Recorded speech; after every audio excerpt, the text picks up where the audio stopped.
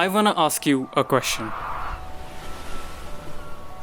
Do you know what Doraemon is?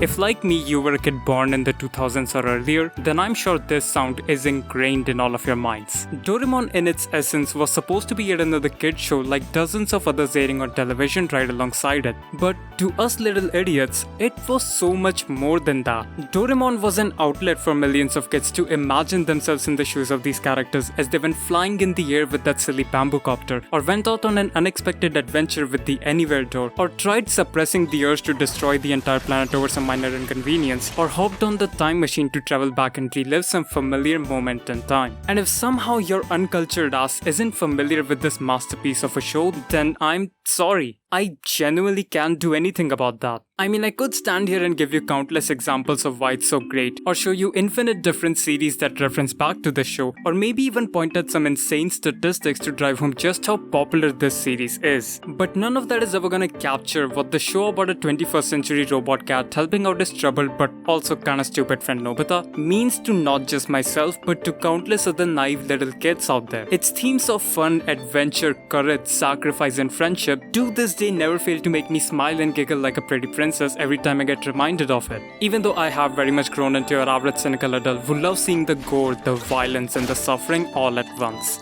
And you know, now that I think about it, it might be for that same reason that I sometimes look at these pure and joyful things in life like Doraemon and think to myself, what if there was someone out there insane enough to pull out the guts of this wholesome story and reassemble it into a horrifying tale of tragedy, pain and sadness that was every bit as cruel as it was captivating to witness? Well, then you would basically be left with this manga that goes by the name of Takopi's Original Sin.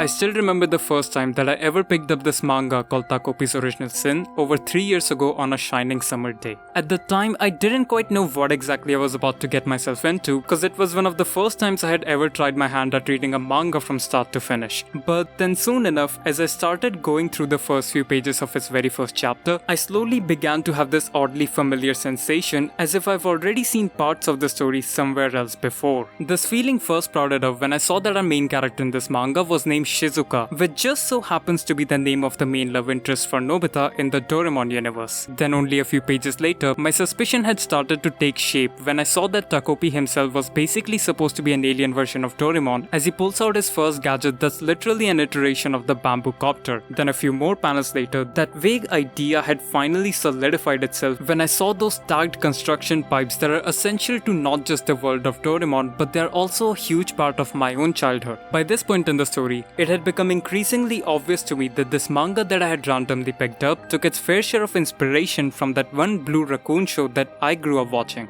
Except for some reason, this story felt like it was even more charming to me. Maybe it was the way this manga was drawn, or the way that Shizuka and Takopi had their little conversations, or perhaps it was just the idea that the story was loosely connected to something that I was already close enough with. But whatever it was, it made me smile from year to year in that derpy childish way that I probably did all the time as a kid, and honestly, I would have loved to keep grinning like a dumbass for the rest of this manga with no problem.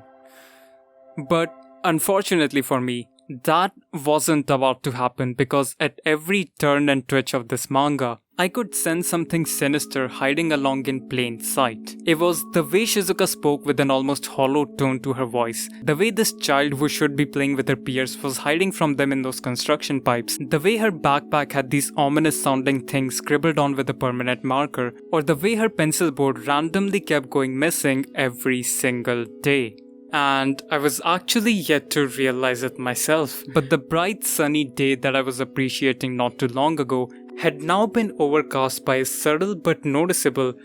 darkness. My life was about to get fucked up. And that's precisely when I reached the halfway point of the first chapter of this manga and was met with this artwork.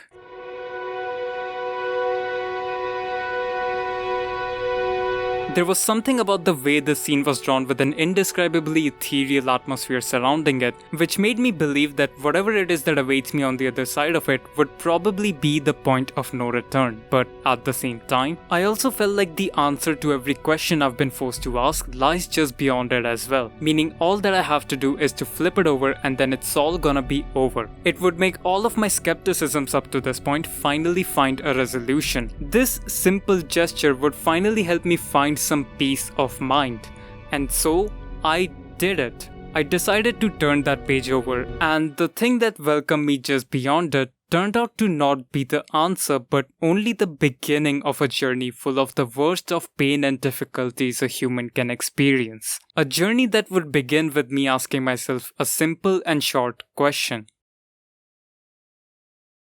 Why do stories make us suffer?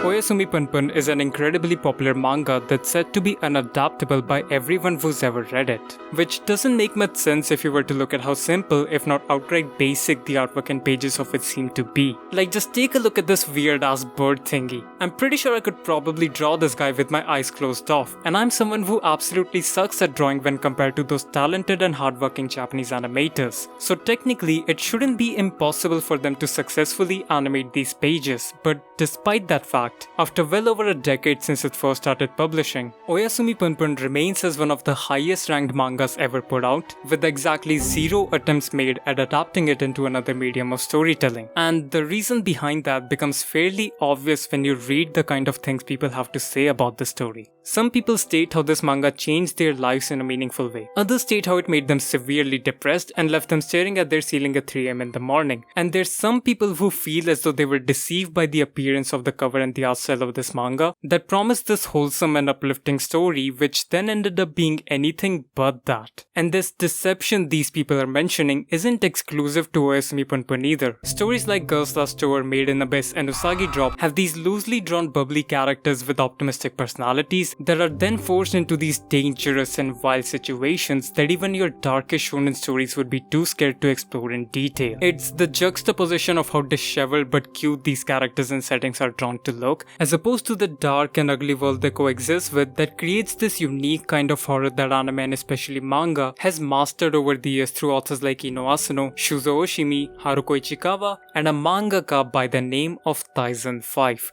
who just so happens to be the author of Takopi's original Sin. Tyson 5 is a master at the art of deceiving people through creating what in my opinion are some of the most charming artworks and character designs ever, whose sole purpose is to lure you into a sense of familiarity and carefully guide you to the edge of a fucking cliff. That's why I feel like the best way I can really describe his art style and storytelling is through the word hypnotic. When looking from afar, you wouldn't really notice anything to be off about the story of Shizuka and Takopi learning and helping each other out. But the closer you get, the more details start to unravel themselves, and the more you get entangled in each panel of this manga that forcefully drags your attention towards things you never wanted to see or experience. I think what truly gets me about Tyson 5's work time and time again is the subtle horror conveyed through the very particular way he structures and panels his manga and the characters within it. It's the awkward facial expressions that edge the line of the uncanny, the contorted faces that destroy the illusion of its alluring charm, the text bubbles that offhandedly present you with a wild realization, or the dark, jagged shadows that point towards something far more alarming and insidious being at play. And after going through the first few chapters of just this, I couldn't help but feel like I was reading the work of a man who takes gleeful joy in the suffering of mankind. A man who just wants to watch the world burn down as he sits on his throne with the smile of an angel plastered on his face. Because for the most part, this manga presents you with a truly nihilistic take on friendship. It removes the curtains of happiness to reveal a depressing look at society. It serves as a painful reminder of the worst of human capabilities, and we're forced to watch it all go down from the perspective of this dumbass clueless, oblivious octopus who comes from a place literally called Happy Planet and doesn't know any better about how to help these complicated lost souls. His worldview is one-sided and straightforward in a place where things are anything but black and white, which leads him to make judgments that are sometimes just fairly comedic and dumb, I'm not even gonna lie, but if left unchecked, they can also end up potentially turning harmful and life-threatening for those around him. There's a lot of such scenes in the story that reinforce this idea, but for me, there's this one moment in particular that I think captures the ramifications of his one-sided innocent worldview perfectly. It happens when Shizuka has locked herself up in the bathroom because she doesn't want to go and face her very obvious and open-ended bully Marina that Takopi still hasn't been able to put together. And so when he asks Shizuka to just walk out and go meet up with her, she simply makes this face. So seeing as how it's a bit difficult for Shizuka to quote-unquote make up with her friend in Takopi's flowery mind, he decides to take things in his own hands and rushes off to go talk things out with Marina. And yeah, that goes about just as well as you'd expect.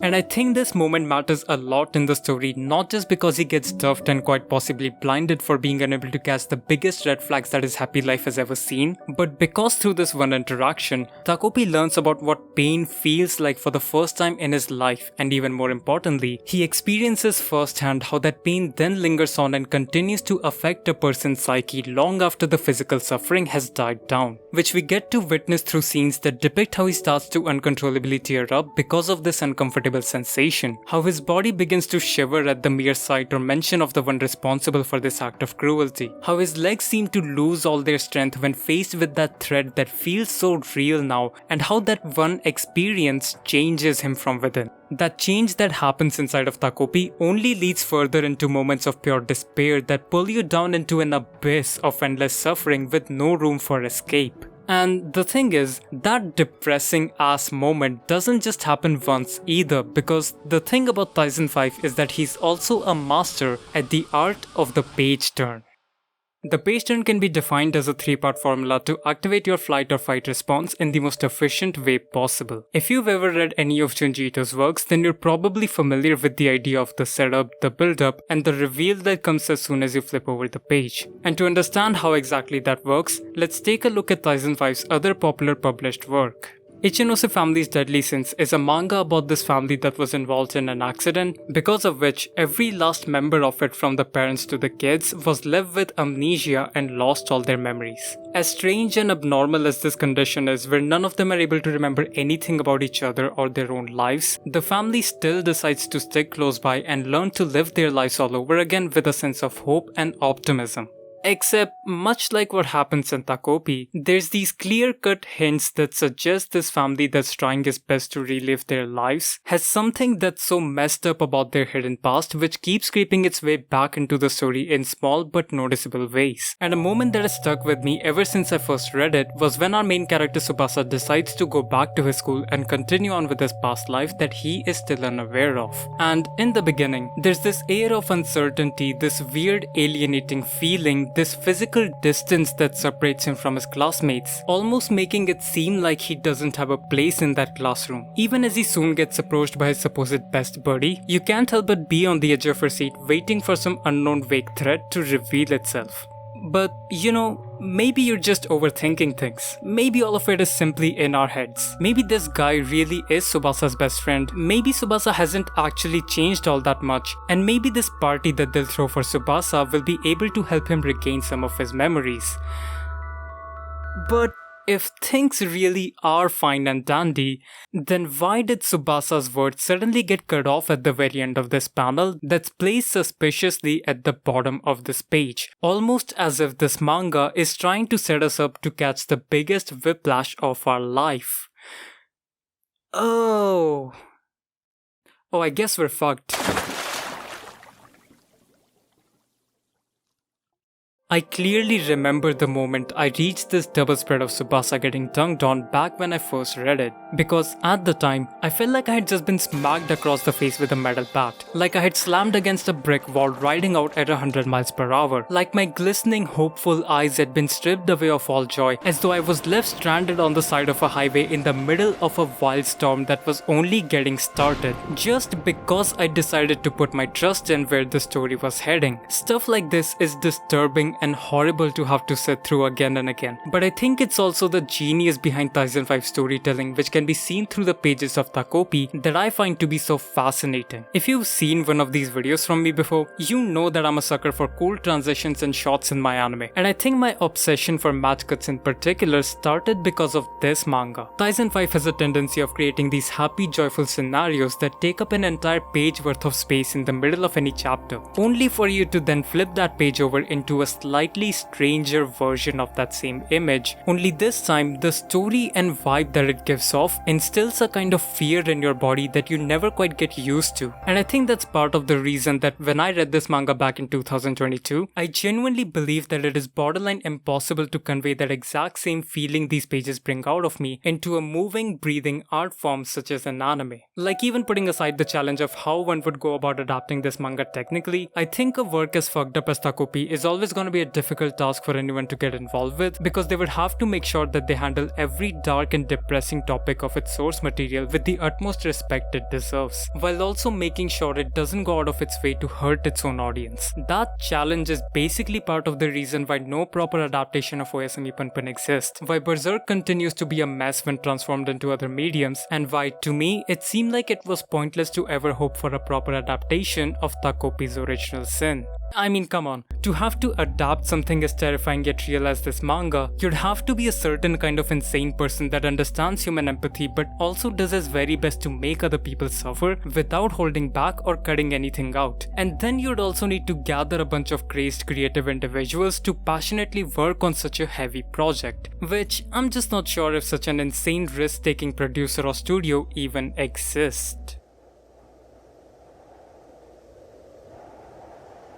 You know exactly where this is going.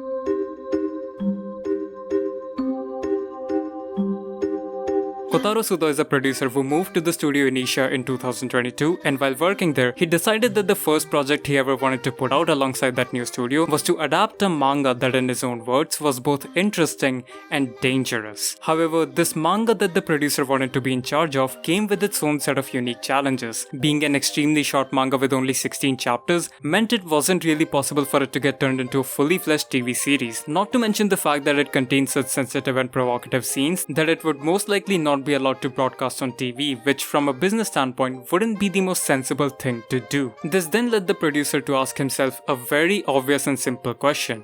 How exactly should they go about turning this manga into an anime? Should they try adding anime original scenes to extend the anime out to your usual 12-episode series? Should they maybe just cut things out to turn it into a single hour-long OVA series? Or maybe they should leave out some of the more heinous moments from the manga and hope for a TV broadcasting opportunity? All of these options were just as doable as the other, but the only problem with this approach was that it would make this adaptation into something that doesn't represent the manga, something that doesn't give off the same feeling as those original pages. And this was something that mattered a lot to the producer and the people who were about to work on this project. And so, after thinking for a while on this matter, I'm pretty sure the producer just said to himself, fuck it, we're gonna do this our way. Because holy fucking shit, the thing that those unhinged people ended up doing can only really be described as something both out of pocket and batshit insane. And I say that because almost nothing about Takopi's original sin, the OVA, ended up being done in a conventional way. I mean, the anime does have animation and soundtrack and other things that make an anime,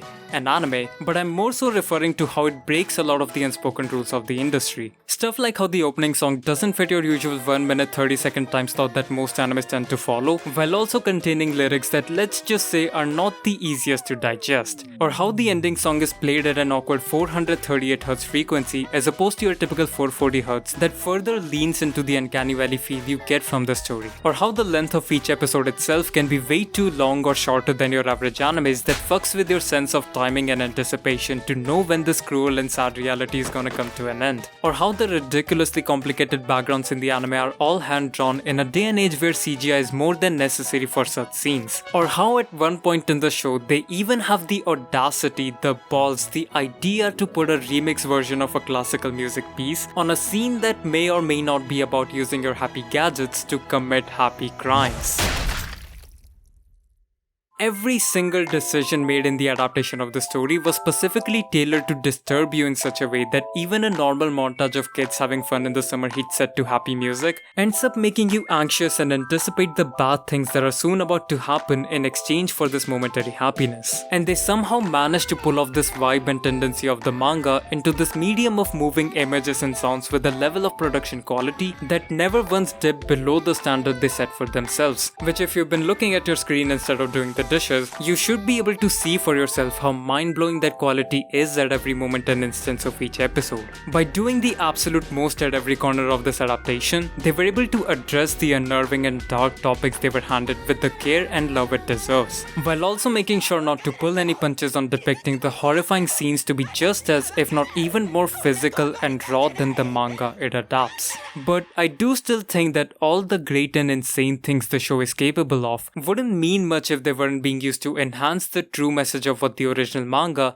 is really trying to say. A major theme in Takopi's original sin is how bad parenting affects children in different ways as they're growing up. Whether it's a negligent parent who can't be bothered to feed their kids properly, which forces them to become closed off, depressed, and unable to stand up for themselves. Or how an abusive family that takes out their anger and hatred on each other and their own child, in turn distorts the kid into a violent, ruthless individual. Or how a mother who drowns her own kid under the weight of immense expectations to be an overachiever, in turn makes him accept requests from people that make no logical sense. Those are some of the key parts of this manga through which it's trying to communicate something deeper to you. And when I saw that intro with those same parents, their children, and their relationships being highlighted at the forefront, I knew immediately this anime was not messing around. And the anime would only continue to push the envelope and do more than what anyone asked of it every single week at such an unmatched production quality that I felt like it was only a matter of time before it gave us the definitive anime episode of the year. Which is exactly what the studio and its staff members ended up achieving with the 4th episode of this anime, under the care of possibly the most unhinged creative people that have worked on this project by now. Episode 4 revolves around this kid Azuma and his everyday life that is slowly decaying into a horrible, suffocating mess, as the grave sin he got coerced into committing earlier ends up coming back to haunt him everywhere he goes. The kind of situation that he's been wrapped up in is enough to fuck up anyone both physically and mentally,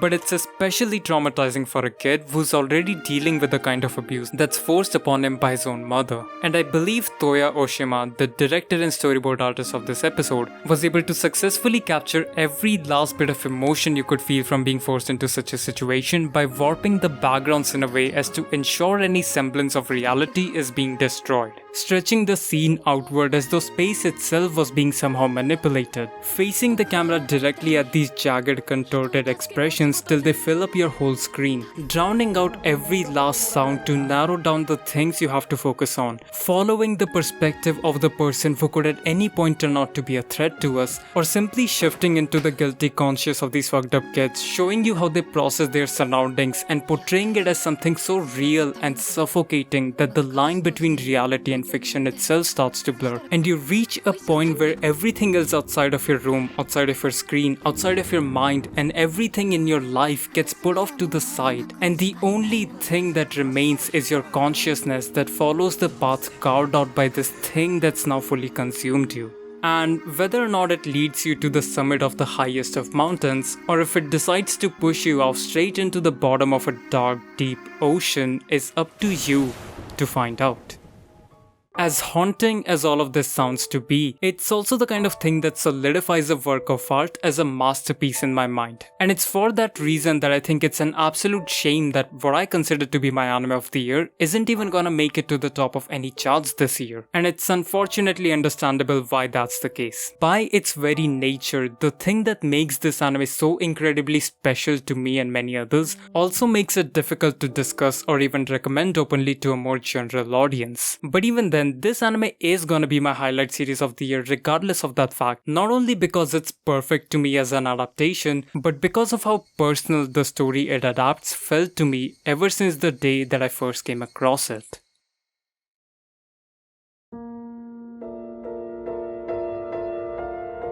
The summer of 2022 was honestly a very awkward period of my life where I used to constantly feel like I was somehow lost in life. I think it might have started right after I got out of school, which, whether I liked it or not, was definitely a huge part of my life growing up that had now come to an abrupt end. And with that, I suddenly found myself at a place in life where I didn't exactly know what was going to happen or what I should even expect of the future that lied ahead of me. That feeling was nothing more than a slight uncomfortable, almost insignificant part of my everyday life at first, but slowly with time it started to become something that I could no longer just shove at the back of my mind and had to instead face directly with a level of conviction that I absolutely did not have back then. I remember how my days used to start just as soon as they ended, and I would make no real attempts at fixing this gaping hole that was growing larger and larger by the day. And every time I peeped over to look at the absolute size of the abyss that I somehow had to tackle all on my own, I couldn't help but wish to just escape back to that time when things were a lot more simpler and stupid, but way less stressful. It made me think of the things I used to do as a kid, the games I used to play with my friends, and the shows I used to watch as soon as I got back home.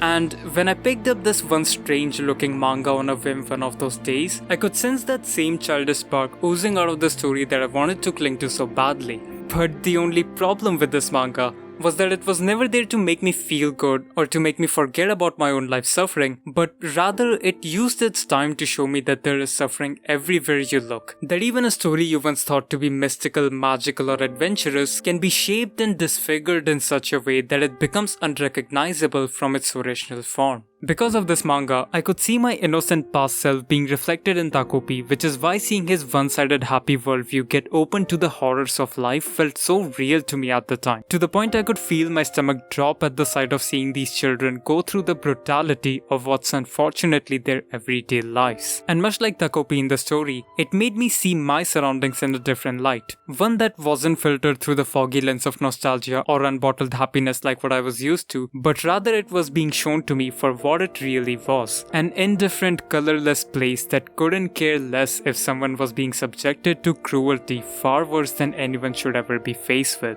This journey might have started with a strong sense of optimistic nostalgia, but by the end, all I could feel was a sharp clawing sensation of dread, despair, and pain. A kind of pain that weirdly enough made me forget about my own life problems in the most unexpected of ways. It helped me cope with my own reality and circumstances at the time that seemed way more insignificant in the face of what these children were being forced to go through. So in a weird way, I was actually thankful to the story for making me suffer through proxy and realize that I had a much better life ahead of me than what I could possibly see through my narrow, self-centered vision. But as much as I would like to act like that was a life-changing event for me that stuck with me forever after, something happened soon enough that led me back straight to the exact same point where I didn't know what the hell I was doing in life. To put it simply, time passed by, and the thing that was not too long ago new and refreshing to me had become oddly nostalgic, almost to the point I forgot it ever was a part of my life. And that continued on to be the case up until very recently when I had to move out to a new place for the first time in forever. And for a while, I felt really excited about this new change in my otherwise fairly mundane life. Hence why I make anime videos. It felt like I was finally taking that leap forward that I keep preaching in my videos but never really take action on. It was almost like I was about to finally spread my wings and flock like the beautiful bird I was always meant to be. But as you would expect, that sensation only lasted up until I actually came face to face with the reality of what it means to have to become independent and live as your own person in a world that's too busy to teach you that food doesn't just magically appear in your fridge. But sure, that's fine. You know what? At least I still had the option to stay glued to Premiere all day and work myself till I collapse over as any well-adjusted member of society would. Okay, yeah, I think I'm just gonna fuck right off then. With the only source of any real distraction or productivity gone, I was practically forced to just sit there and stare at my miserable self. To have to make sense of my life choices that led me to this point that I could neither feel proud of nor take any solace in. All of it once again made me wish I could go back to that time when everything was way simpler but a lot more fun. Even though I had already learned my lesson and knew that there was nothing meaningful I could gain from thinking this way. But even still, I decided to spend my day's time indulging in the past, and seeing as how I was already watching the anime adaptation of this one manga I had read all those years ago, I decided I might as well binge it all over again. I was hoping that through seeing these struggling lost souls that had already once helped me out in the past, I could once again be safe from my present, that I could find the courage to face my own struggles, and that I could perhaps even answer the question that I had been asking myself since the first time I ever read it. But somehow, the thing that proceeded to happen wasn't even close to what I was hoping for, because once I got past the halfway point of rereading this manga, all I could think was, fuck this. I wasn't having fun or learning anything new from this experience the way that I wanted to. If anything, it felt like I was struggling even more than before to figure out what the hell I was doing or was even meant to do with my time in this new unknown place. And I think what really drove home just how much I had been screwed over by my surroundings was when I realized that I could no longer see myself reflected in Takopi's innocent eyes, but that I related more with the empty, darkened lens of Azuma when his life was falling apart. I could understand his panic, his frustration, his emotions, and his eventual descent into the cold, empty void of no return. And that realization almost drove me into a corner from where I felt like the only way for me to escape was to stop reading this manga that had now become a bit too real even for my cynical dumbass. Then eventually, days passed by and I still didn't know what to make of everything that I'd just gone through. Those days turned to weeks, weeks into a whole month, and I was still stuck on the same chapter of my life with no progress being made towards anything. And honestly, in hindsight, I feel so stupid that it took me as long as it did to finally step up and search out the meaning of this thing that I had been contemplating for so long. Because apparently enough, all that I needed to do this whole time was to simply continue trying to move forward, to just make an attempt at understanding what this manga was trying to communicate to me through its pages, and to eventually reach the end of the story and flip this book over, through which all of my questions would be answered through a single quote etched on the back cover of this manga. It was a line that simply read, "Time travel cannot heal all wounds."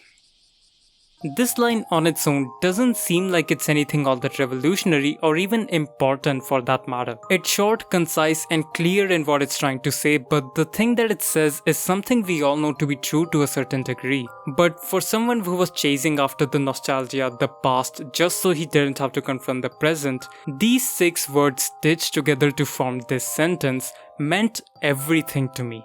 I think we all have a tendency to fool ourselves into believing that this thing we yearn for is somewhere in the past, in a time that we can never reach out to anymore, when deep within, we know the solution lies in the present, that we can never relive the past for what it was, yet we choose to actively ignore and push away the thought because we find distractions to be easier than confrontations. I and a lot of others might not be in the best circumstances that we possibly could be, but if the only thing I or any of us ever did was keep on wishing for a time that's already passed us by, then we'll never reach the future where things do change for the better. It's up to me to realize that I have the option to choose between right and wrong, the luxury of even existing in a place away from home, the hope to fix the things that are broken in life, and the means to confide in people that I trust and appreciate. These things that I take for granted could be a genuine life-changing event for someone out there, and it's stories like this that make me realize that fact. The suffering of these characters on screen isn't merely a vessel for my sadness and tears to store up, but instead they serve a purpose much greater than that. Stories that tackle dark and depressing themes in a genuine and heartfelt manner do so not just because they find human pain to be a source of comfort or cause they hope to get a response out of us, but they do so to open our worldview to things that we're either not used to or are unlikely to go through firsthand ourselves. And I realize that some topics can be too dark for people, and that it's not important for everyone to be subjected to such things out of a need for a life lesson or something. It shouldn't be something that's forced upon people, but I do think if you can handle heavy topics and even more painful depictions of suffering in your media,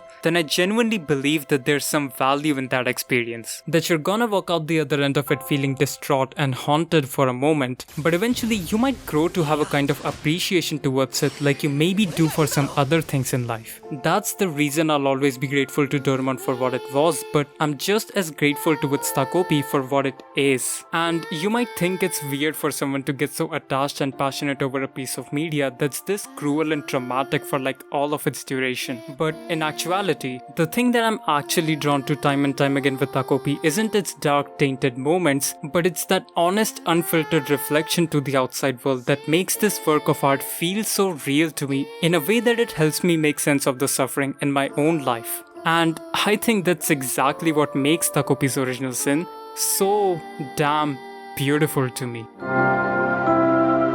いつもの空の下でただただ笑い合える優しい日々を思う